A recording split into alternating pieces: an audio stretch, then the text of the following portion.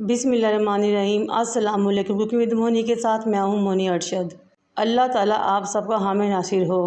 बग़ैर हाथों, कंधों और बाजुओं के दर्द के करेलों की कड़वाह निकालने का बहुत ही आसान और बेहतरीन तरीका।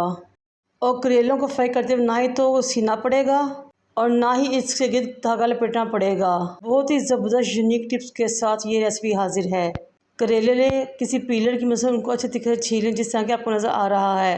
ये पीलर बहुत आसानी से बाजार में 150 से 200 रुपये में मिल जाते हैं। करेलों को छीलने के बाद सेंटर में कट लगाएं और अंदर से बीज वगैरह निकाल लें। जब तमाम करेलों के बीज निकल जाएं और छिलके उतर जाएं तो किसी बर्तन में उनको शिफ्ट करें और इनके अंदर इतना पानी डालें कि वो डीप हो जाएं।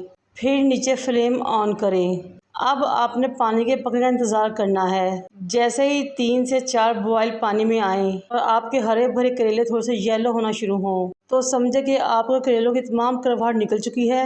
हल्का सा येलो होना करेलों की कड़वाहट निकलने की निशानी है। अब करेलों को किसी स्ट्रेनर में शिफ्ट करें और एक्स्ट्रा पानी निकाल लें।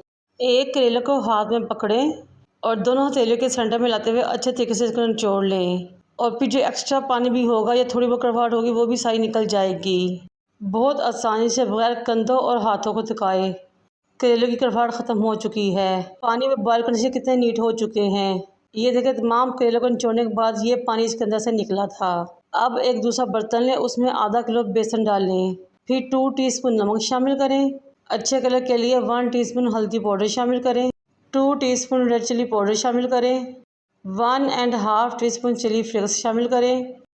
2 टीस्पून ही इसमें शामिल करेंगे ज़ीरा। फिर मैं इसमें शामिल करूँगी 1 टीस्पून पिसी हुई काली मिर्च। 1 टीस्पून इसमें शामिल करेंगे धनिया पाउडर। फिर मैं इसमें शामिल करेंगे 2 टीस्पून साबुत धनिया।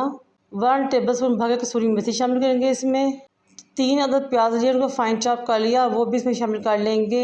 4 अदद हरी मिर्चें ली। 3 इंच अदरक का टुकड़ा लिया, उन दोनों को फाइन चॉप कर लिया, वो भी इसमें शामिल कर लिया। फिर थोड़ा थोड़ा पानी डालते हुए तमाम चीज़ों को मिक्स करना है और एक गाढ़ा सा मिक्सचर रेडी कर लेना है। क्योंकि करेलों की फिलिंग के लिए बहुत गाढ़ा सा मिक्सचर होता है, बिल्कुल रनी या फ्लोई नहीं होता। अगर पतला होगा तो करेले को तो ठहरेगा किस तरह और फ्राई करते हुए साथ ही वो निकल जाएगा। इसलिए मिक्सचर काफ़ी हद तक गाढ़ा होना चाहिए जिससे कि आपको नज़र आ रहा है। अब एक करेला उठाएं, उसके मुंह को खोलें, फिर एक चम्मच की मदद से कुछ मिक्सचर इसके अंदर डाल दें यहाँ तक कि आपका करेला फुल भर जाए। इस तरह हमने तमाम करेलों में ये बेसन का मज़ा मिक्सचर डाल देना है और इनको भर लेना है। लेकिन अब ना ही तो इनको सीने की ज़रूरत है और ना ही धागा लपेटने की। बेसन तो इटसेल्फ एक बाइंडिंग एजेंट होता है, इसलिए जब हम फ्राई करेंगे तो वो अंदर ही टिका रहेगा और जमा रहेगा, बाहर नहीं निकलेगा। इसलिए बगैर धागा लपेटे, बगैर सिए बेसन के करेलों को फ्राई करने के कुकिंग ऑयल में डाल लें। लेकिन इस बात का ख्याल रहे कि फ्लेम नीचे मीडियम टू लो होनी चाहिए। मीडियम सी आंच पे करेले फ्राई होंगे तो बहुत ज़बरदस्त क्रिस्पी और टेस्टी रेडी होंगे। बेसन अंदर तक पक जाएगा। करेलों को थोड़ी थोड़ी देर हिलाते हुए फ्राई कर लें यहाँ तक कि वो गोल्डन हो जाए जिस तरह कि आपको नज़र आ रहे हैं। फिर इन करेलों को एक बर्तन में शिफ्ट करें। 1 कप पानी लिया, 3 टेबलस्पून इसमें इमली डाली और उसका पल्प रेडी कर लिया और गुठलियों को निकाल लिया।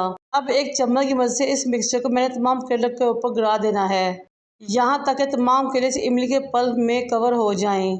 और फिर 2 मिनट के लिए इनको दम लगाना है।